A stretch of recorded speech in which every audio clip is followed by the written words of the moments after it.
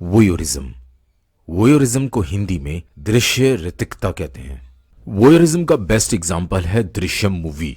ये बहुत ही serious subject matter के ऊपर बनाई गई थी, जिसमें एक हंसता खेलता परिवार उस टाइम बिखर जाता है जब एक सिरफिरा उस परिवार की बच्ची का नहाते हुए का वीडियो बनाता है और ब्लैकमेल करता है।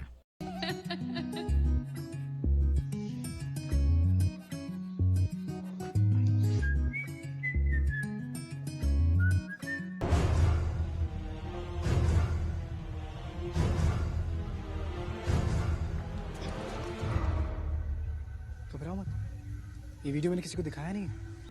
वीडियो लिया, आज आप देख रही हैं, कल इंटरनेट पे सारी दुनिया देखेगी कि आपकी बेटी नहाती कैसे है। वोयरिज्म को आईपीसी 1860 में दिया गया है सेक्शन 354 सी में, और इसको इंसर्ट किया गया था बाय द एक्ट 13 ऑफ 2013, और ये लागू हुआ इंडिया में with effect from 3 February 2013।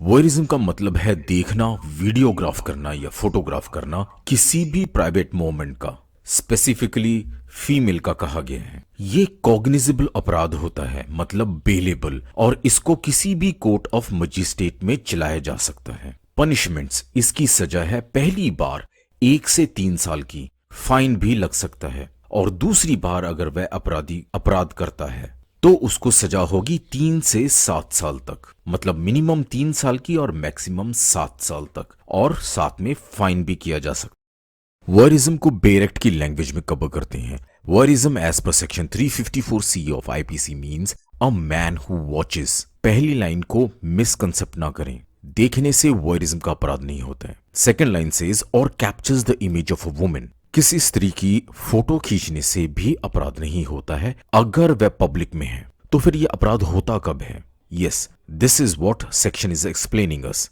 That watching और capturing the image of a female when she is engaged in a private act in circumstances where she would usually have the expectation of not being observed either by the perpetrator or by any other person at the behest of the perpetrator or disseminates such image shall be punished। मतलब उसको अपराधी द्वारा, perpetrator means offender या अपराधी मुजरिम जो भी कह लें, या उसके कहने पर किसी और व्यक्ति द्वारा ये कार्य वोयरिज्म का किया जाता है और ऐसी फोटो या वीडियो को फैलाया जाता है। Disseminates means to spread information, knowledge, idea etcetera so that it reaches so many people as possible.